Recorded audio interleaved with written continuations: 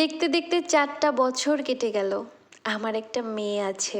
আমি যেদিন পরশের ঘর থেকে বেরিয়ে আসি তার কয়েকদিন পরেই জানতে পারি আমি অন্তঃসত্ত্বা। আমি গ্রাজুয়েশন কমপ্লিট করা মেয়ে।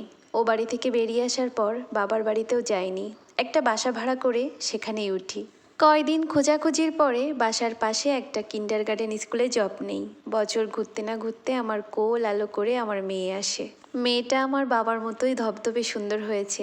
গায়ের রং, চেহারার গঠন পুরোটাই পরশের মতো হয়েছে। মা মেয়ের সংসারে ঈশ্বরের কৃপায় কোনো অভাব অনটন নেই। আজ শুক্রবার, ছুটির দিন।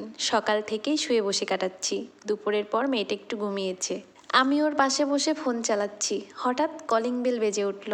আমি গিয়ে দরজা খুলে দিতেই দেখি একজন বয়স্ক মহিলা মুখ ঢেকে দাঁড়িয়ে আছে। দেখে মনে হচ্ছে ভিক্ষুক। উনি আমার কাছে সাহায্য চাইলেন, কিন্তু আমি ওনাকে ভেতরে আসতে বলাতে কেমন জানি গড়িমসি করছেন। মনে হচ্ছিল আমার থেকে নিজেকে লুকানোর চেষ্টা করছেন। আমি আর বেশি কথা বাড়ালাম না। ওনাকে দরজায় দাঁড় করিয়ে রেখে ভিতরে চলে গেলাম খুচরা কিছু টাকা আনতে। তারপরে সে ওনার হাতে টাকা দেওয়ার সময় অপ্রস্তুত হয়ে ওনার মুখ থেকে কাপড়টা সরে গেল। ওনাকে দেখে তো আমি আঁতকে উঠলাম। এ মহিলা আর কেউ নয়, পরশের মা। আমার শাশুড়ি ছিলেন ইনি। আমি ওনার হাত ধরে বললাম, মা, আপনার এই অবস্থা কেন? আপনি ভিক্ষা করতে এসেছেন আমার বাড়ি? আমার কথা শুনে আমার শাশুড়ি মা ডুকরে কেঁদে উঠলেন। আমি ওনাকে ভেতরে নিয়ে এসে ছোপায় বসালাম। উনি কাঁদতে কাঁদতে বললেন, সব তোর অভিশাপ রে মা, আমরা তোর সাথে অন্যায় করেছি, আমাদের মাপ করে দে। বলেই আবারও কাঁদতে লাগলেন। আমি কি বলবো বুঝে উঠতে পারছি না। অবাক হয়ে তাকিয়ে আছি তার দিকে। ফর্সা মুখ তার কেমন মলিন হয়ে গেছে। আমি যতদূর জানি পরশদের টাকা পয়সার কোনো অভাব নেই, কিন্তু কি এমন ঘটলো যে পরশের মাকে লোকের দরজায় দরজায় হাত পাততে হচ্ছে? আমাকে চুপ থাকতে দেখে আমার শাশুড়ি মা বলে উঠলেন, পরশের বিয়ের পর তুই যখন ও বাড়ি থেকে চলে এলি তার দুদিন পরেই আমাদের বাড়িতে আগুন লাগে। মুহূর্তের মধ্যে আমার সাজানো সংসার পুড়ে কয়লা হয়ে যায়।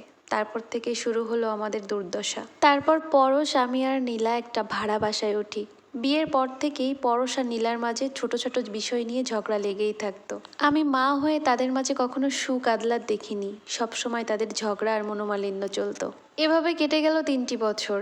পরশ আর নীলা দুজন সন্তানের জন্য মরিয়া হয়ে উঠেছে, কিন্তু তাদের সন্তান হচ্ছে না। এরপর তারা নিজেদের শনাক্ত করার জন্য মেডিকেলে যায়। ডক্টর জানায় নীলা কখনো মা হতে পারবে না। কথা শোনার পর পরশ মানসিকভাবে ভেঙে পড়ে অনেক। মেডিকেল থেকে ফেরার সময় পরশ আর নীলা বাইক অ্যাক্সিডেন্ট করে। নীলার তেমন কোনো ক্ষতি না হলেও পরশের দুটো পাই থেতলে যায়, দুটো পাই কেটে ফেলতে হয়। সে এখন পঙ্গু, চাকরিটাও আর নেই। অ্যাক্সিডেন্টের 6 মাস পরে নীলা অন্য একটা ছেলেকে বিয়ে করে তাদের ফেলে চলে যায়। আমরা মা ছেলে এখন খেয়ে না খেয়েই দিন পার করছি রে মা। কথাগুলো বলেই কান্নায় ভেঙে পড়ে আমার শাশুড়ি মা। আমি প্রাণহীন মূর্তির মতো বসে বসে সবটা শুনলাম। হঠাৎ আমার মেয়ে রজনী ঘুম থেকে উঠে মা মা বলে দৌড়ে এসে আমাকে জড়িয়ে ধরলো। আমার শাশুড়ি মা আমাকে জিজ্ঞেস করলেন, তুই আবার বিয়ে করেছিস নিশি? আমি মৃদু হাসলাম। হেসে বললাম, রজনীর মুখের দিকে তাকিয়ে দেখেন তো, কাউকে দেখা যায় নাকি? বিদিশা চৌধুরী রজনীকে খুব ভালোভাবেই দেখলো। এ তো পরশের কার্বন কপি। আমি তখন বললাম, আপনারা আমাকে খালি হাতে ফিরিয়ে দিলেও ঈশ্বর আমাকে 2 হাত ভরে দিয়েছেন। তারই অশেষ কৃপা হচ্ছে আমার রজনী, আমার বেঁচে থাকার প্রেরণা। জানেন তো মা, আমি আপনাদের কোনো অভিশাপ দিইনি, কিন্তু দীর্ঘশ্বাস বলেও একটা কথা আছে যা মানুষকে ধ্বংস করে দেয়। সেদিন যদি আপনি প্রতিবাদ করতেন তাহলে হয়তো আপনার ছেলে দ্বিতীয় বিয়ে করার সাহস পেত না। আমার সংসারটাও এভাবে ভেঙে যেত না। দেখলেন তো, ঈশ্বর একদিন না একদিন তার সঠিক বিচার করে। কথাগুলো বলেই মেয়েকে কোলে নিয়ে রুমে চলে আসলাম। আমার শাশুড়ি আমার চলে যাওয়ার দিকে অসহায়ের মতো তাকিয়ে রইলেন। পিছনে কি হচ্ছে না হচ্ছে তা আমার দেখার দরকার নেই। সেদিন আমাকেও কেউ দেখেনি, আমার বুক ভাঙা আর্তনাদ কেউ শুনেনি। ঈশ্বরের প্রতিটা সৃষ্টিই সুন্দর। সেই সৃষ্টিকে অবহেলা করা মানে ঈশ্বরের প্রতি অসম্মান প্রদর্শন করা। আর ঈশ্বরকে অসম্মান করার শাস্তি তিনি নিজে হাতেই দিয়ে থাকেন।